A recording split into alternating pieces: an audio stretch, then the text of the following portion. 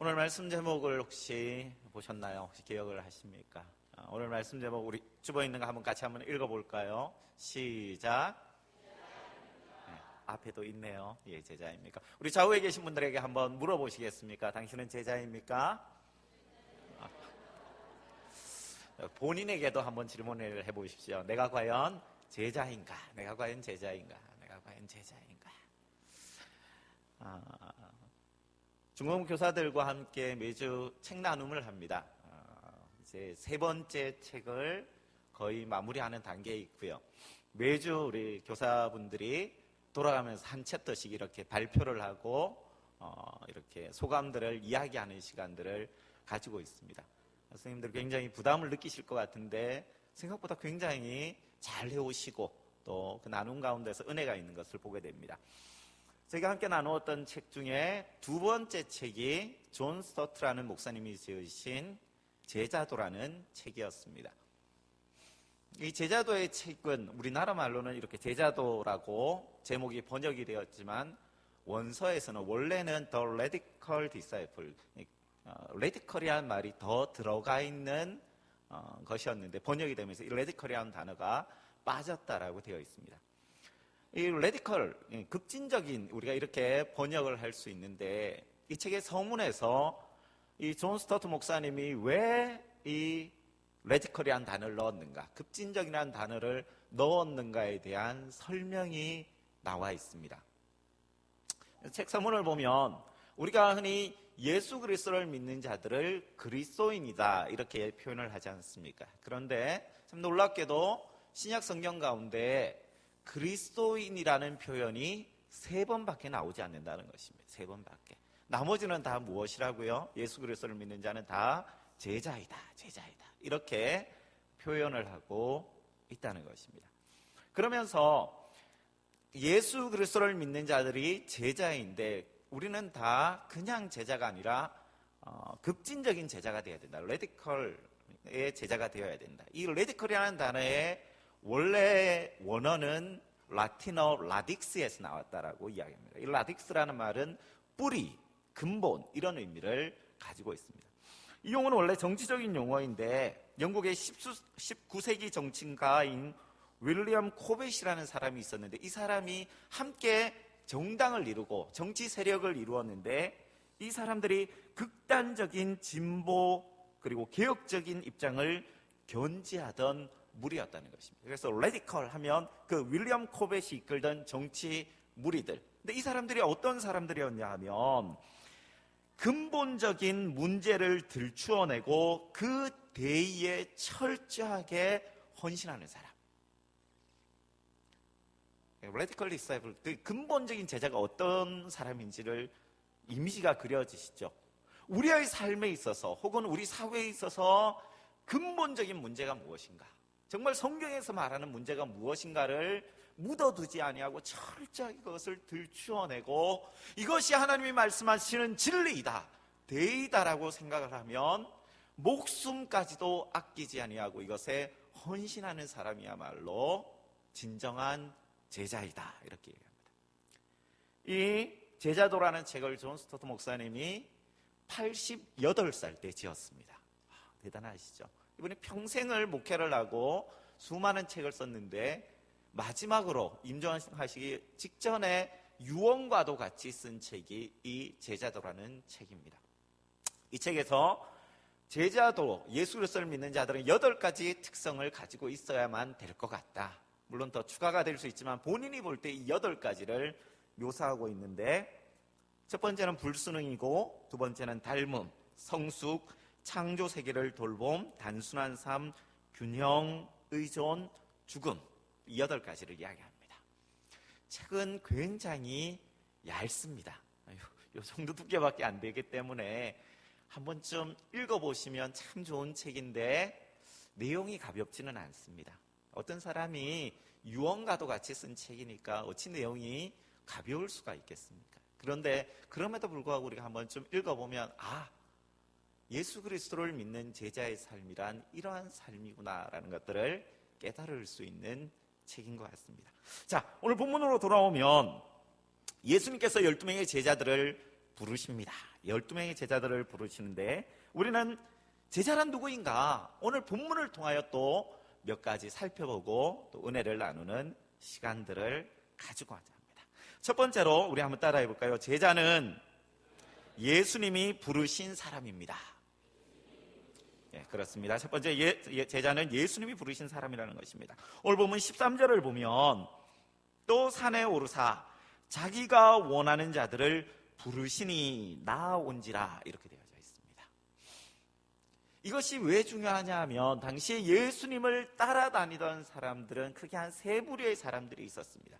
바리새인이 있고 헤롯 땅이 있고 그리고 갈릴리에 있는 수많은 무리들이 있었습니다.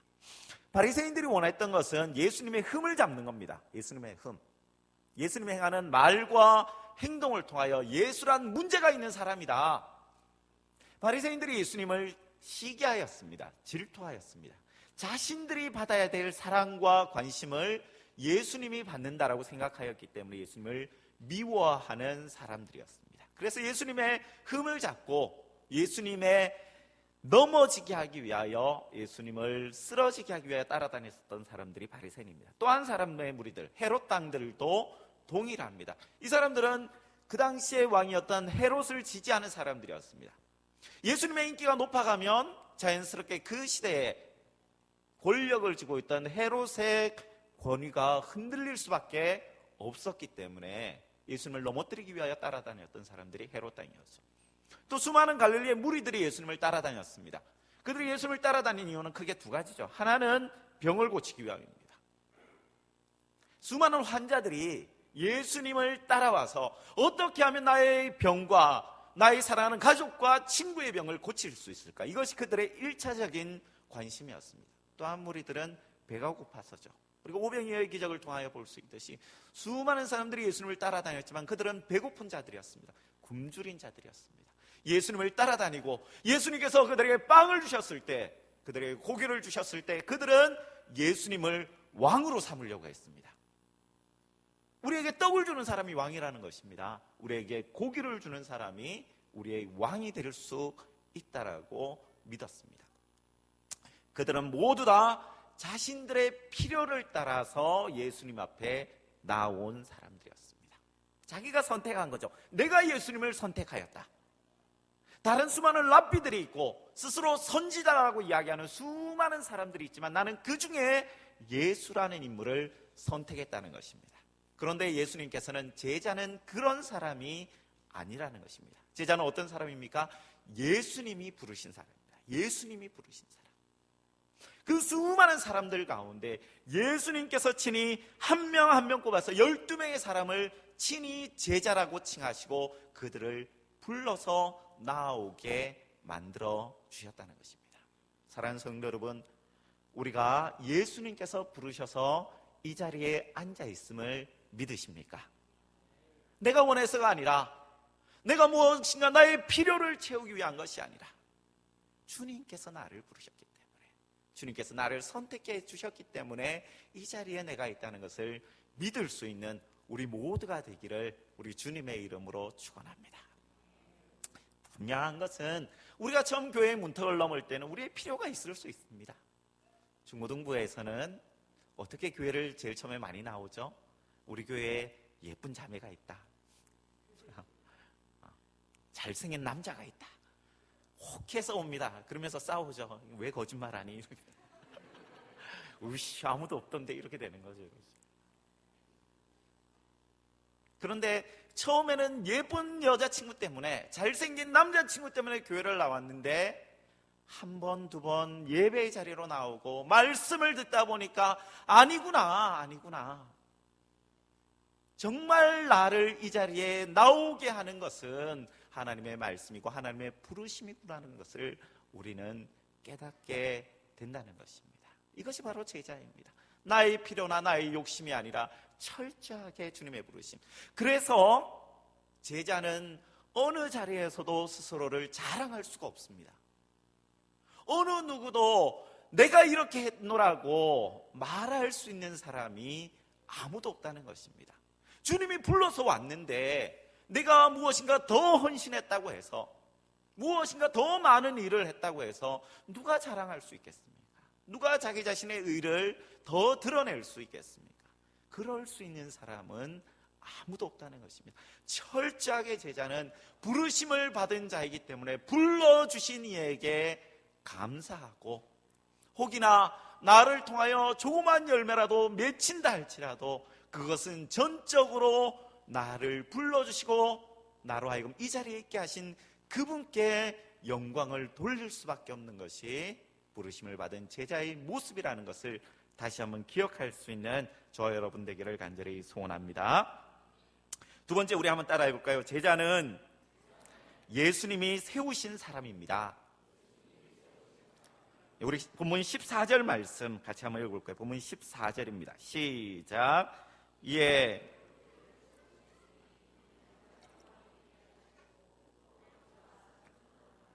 그렇습니다. 예수님께서 부르신 자들을 세워주셨습니다. 여기서 말하는 세우셨다라는 단어는 헬라 원문을 보면 만들다라는 의미를 가지고 있습니다. 만들다.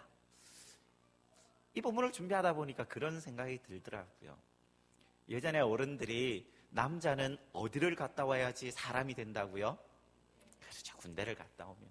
근데 요즘에 보니까 군대를 갔다 와도 별로 군대 생활이 너무 짧아져서 그런 건가요? 예전은 굉장히 길었는데 지금은 채 2년이 안 되죠. 사람을 만들기에 좀 부족하지 않은가. 곧 입대를 하는 친구들에게는 좀 미안하지만 예수님께서도 제자들을 몇 년을 데리고 다니셨죠? 3년을 군대를 가면 혹시 사람이 될까요? 아닐 것입니다.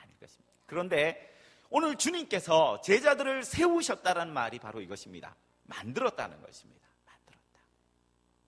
이전에 그들이 어부로 있을 때, 세리로 있을 때, 그들이 다른 여러 가지 직업을 가지고 있을 때와는 근본적으로 다른 존재로 변화시키셨다는 거죠. 이전에는 아무것도 아니었는데 예수님께서 만드시니까 그들은 제자가 된 것입니다. 우리도 그렇지 않습니까? 주님께서 우리를 세우시기 전에는, 아니 주님께서 우리를 부르시기 전에는 우리는 아무것도 아니었습니다. 우리는 죄인이었고 죽을 수밖에 없었고 세상의 허무한 것을 쫓아 우리의 욕심을 따라서 살아갈 수밖에 없는 사람이었습니다. 그런데 주님께서 우리를 불러주시고 우리를 세워주시니 우리가 예수 그리스도의 제자가 된 것입니다. 그런데 주님께서 제자로 만드는 것을 두 가지를 이야기하십니다. 첫 번째가 무엇이냐 하면 14절을 보면 이에 12를 세우셨으니 이는 자기와 함께 있게 하시고, 첫 번째로 예수 그리스도의 제자가 되는 법은 바로 주님과 함께 있는 것입니다. 함께 있는 것. 이제 2박 3일간의 중고등부 수련회를 가게 됩니다. 굉장히 기대가 됩니다. 굉장히 제가 갔던 어떤 수련회보다도 기대가 되는데, 수련회가 무엇이냐라고 이야기할 때 첫 번째는 바로 이것인 것 같습니다. 함께 있는 것. 주님과 함께 있는 것이야말로 주님의 제자가 되는 것입니다. 중고등부 아이들이 저를 만나면 가장 많은 하는 이야기가 두 가지가 있습니다. 첫 번째는 탁구 치자는 것입니다. 남자아이들은 저를 보면 이렇게 줄을 서서 탁구를 치자고 이야기를 합니다. 그래서 오후 예배를 마치고도 한 명이 예약되어져 있습니다. 한 명이. 또 한 가지 이야기는 뭐냐 하면 배가 고프다는 것입니다. 먹어도 배가 고픕니다. 두 가지죠. 저를 보면 탁구 치자거나 배고프다거나. 다른 이야기도 하지만 어쨌든 제일 많이 듣게 되는 이야기가 이 이야기입니다. 곰곰이 생각해보면 예수님께서 제자들을 부르셨습니다. 3년 동안 공생애를 하셨습니다. 이 시간 동안 예수님이 제자들과 무엇을 하셨을까요? 첫 번째는 먹는 거죠. 같이 먹는 것입니다. 그리고 그들과 교제하는 것입니다. 노는 거죠. 이것이 예수님께서 제자들을 세워나가는 방법이었습니다. 그들을 먹이시고 그들과 함께 교제하시고 그들에게 하나님의 말씀을 전하는 것, 이것이 바로 그 아무것도 아니던 사람들을 예수 그리스도의 제자로 만들어 나가는 것이다. 예수 그리스도의 제자로 만들어 나가는 것이다. 두 번째는 그 만든 제자들, 함께 있는 것으로 그치면 제자가 아닙니다. 함께 있는 것으로. 두 번째가 뭐죠? 보내야 됩니다. 보내야 되는 거. 그래서 14절 후반부를 보면 또 보내사 전도도 하며, 15절도 이어지는 구절입니다. 귀신을 내쫓는 권능도 가지게 하려 하심이라. 주님께서 너는 나의 제자야. 첫 번째는 넌 나와 함께 있어야 돼. 너는 나와 함께 있어야 돼. 그리고 두 번째는 가라는 것입니다. 가라. 너를 보내겠다. 근데 보내면서 두 가지죠. 전도와 귀신 내쫓는 권능. 이전 성경을 보면 권세라고 이야기합니다. 권세. 정확한 표현입니다. 정확한 표현인 것 같아요. 무엇이냐면 보내는데 이 보냄의 핵심은 세상 가운데 보내는 것입니다. 세상은 누가 지금 권세를 잡고 있죠? 사단 마귀가 권세를 잡고 있습니다. 이것이 바로 귀신입니다. 보냄을 받는 자들이 그냥 보냄을 받지 않습니다. 주님께서 그들에게 권능을 주십니다. 권세를 주시는데 그 세상을 부술 수 있는, 그 세상을 이길 수 있는 권세를 주셨다라고 이야기합니다.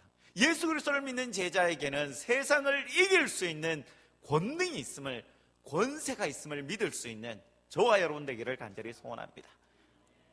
우리뿐만 아니라 우리의 자녀들이 그런 아이들이 되었으면 좋겠습니다. 너희들이 세상 가운데 나아간다. 오늘 우리가 함께 나누었던 책, 중고등부 교사들과 함께 나누었던 책을 보면 그런 내용이 있습니다. 166대 2, 일주일에 168시간이 있는데 우리 아이들은 166시간을 세상 가운데 있습니다. 교회에 나와서 예배하는 것은 고직 2시간에 불과하다는 거죠. 우리는 이길 수 있는 방법이 없습니다. 어떻게 166대 2가 이길 수 있겠습니까? 절대적으로 많은 시간을 세상의 문화와 세상의 그 흐름을 따라서 살아갈 수밖에 없는 것이 우리의 아이들이라는 것입니다. 그런데 우리가 이길 수 있습니다. 그것을 이길 수 있습니다. 그것은 바로 우리가 진정한 한 가족임을 회복할 때, 우리가 예수 그리스도로 말미암은 그 권세가 우리 가운데 있음을, 그 권능이 우리 가운데 있음을 깨달을 때, 세상은 끊임없이 우리를 향하여 루저라고 해요. 너는 실패자다. 너는 못생겼다. 너는 키가 작다. 너는 공부를 못한다. 이것을 비교하기 시작하면 끝이 없죠. 세상은 끊임없이 더 예뻐지라고 이야기합니다. 더 키가 커야 된다고, 더 공부를 잘해야 된다고 이야기합니다. 더 성공해야 된다고 이야기합니다. 하지만 주님은 반대로 이야기하죠. 아니라는 것입니다. 네가 누구이냐? 네가 누구이냐? 너는 예수 그리스도의 제자라는 것입니다. 예수 그리스도의 제자. 지난 목금토 대구에서 우리 청소년 목자 수련회라는 것을 했었습니다. 전국에서 청소년도 이제 목장을 하는 교회들이 많이 생겨나고 있거든요. 그곳에서 청소년 목자로 섬기고 있는 아이들이 한 170명 정도, 한 200명 가까운 인원들이 모여서 2박 3일간 수련을 했습니다. 수련이 굉장히 뜨거웠습니다. 다 목자들이니까요. 다 임원들이고 얼마나 분위기가 뜨거웠겠습니까? 첫 찬양부터 다 일어나서 방방 뛰고 뭐. 그런데 정말 중요한 게 무엇이냐면 그곳에 구호가 있었습니다. 앞에 있는 사람이 나는 이렇게 외치면 모든 아이들이 손을 내밀어서 목자다 이렇게 외치는 겁니다. 우리 한번 따라해 볼까요? 제가 나는 하면 여러분은 제자다 이렇게 해보는 겁니다. 한번 따라해 봅시다. 나는, 다시 한번, 나는, 그렇죠. 이걸 계속 반복하는 겁니다. 이게 왜 중요하냐 하면 여러분은 목자이기 때문에 예배 시간에 졸 수가 없습니다. 여러분은 목자이기 때문에 찬양 시간에 열정적으로 찬양하지 않을 수 없습니다. 여러분은 목자이기 때문에 기도 시간에 뜨겁게 기도하지 않을 수 없습니다. 막 애들이 세뇌가 돼요. 아, 그렇구나. 나는 목자야. 목자니까 설교 시간에 졸면 안 돼. 찬양 시간에 열정적으로 찬양해야 돼. 뜨겁게 기도해야 돼. 이게 세뇌가. 주님께서 우리에게 제자라고 말씀하십니다. 제자라고 말씀하십니다. 주님께서 우리를 보내셨습니다. 그냥 보낸 것이 아니라 세상을 이길 수 있는 권능을, 권세를 우리에게 주셨습니다. 세상에 우리에게 무엇이라 말한다 할지라도, 세상에 무엇이라 우리를 평가할지라도 주님께서 나를 누구라 보느냐? 주님께서 누구로 우리를 부르셨는가? 그렇다 나는 제자이다. 주님께서 나를 제자로 불러주셨다. 주님께서 나를 제자로 세우시고 나를 보내셨다는 것을 우리가 굳게 믿으면 우리는 이 땅 가운데서 승리하며 살아갈 수 있는 우리가 모두가 될 것을 우리가 확신합니다. 우리가 다시 한번 주님께서 우리를 보내셨음을 믿을 수 있게 되기를 간절히 소원합니다. 세 번째 우리 따라해 볼까요? 제자는 새로운 이름을 받은 사람입니다. 예, 보면 우리 16절과 17절 말씀 같이 한번 읽어보겠습니다. 보면 16절과 17절입니다. 시작. 이에 12를 세우셨으니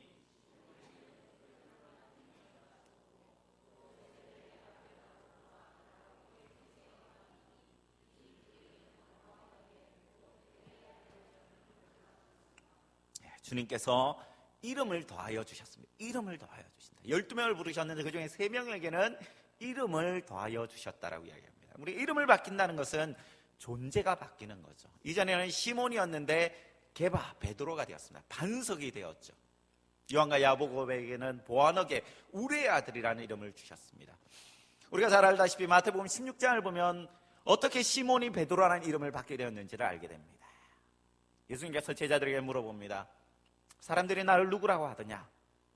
엘리야나 다른 선지자 중에 한 명이라고 이야기합니다. 그럴 때 예수님께서 그렇다면 너희는 나를 누구라고 하느냐?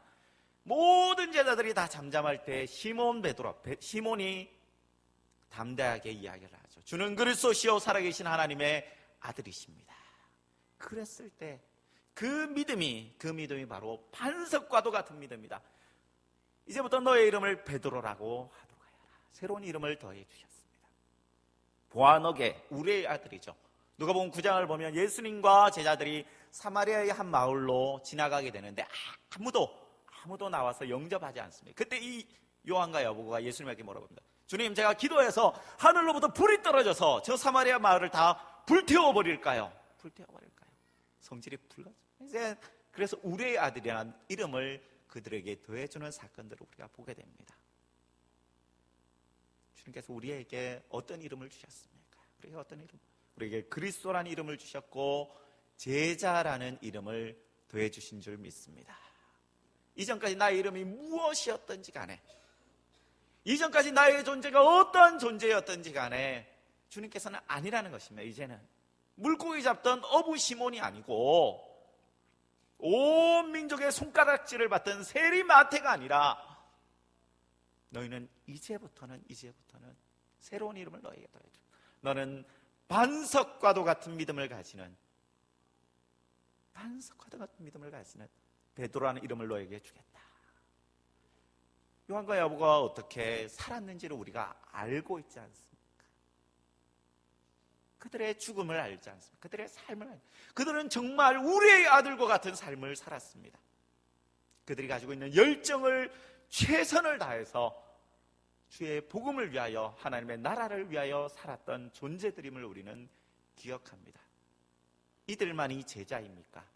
아니죠. 우리들도 동일하게 부르심을 받아서 주님이 우리를 불러주셔서 우리를 세워주셔서 세상 가운데 보내시고 새로운 이름을 더하여 주신 줄 믿습니다.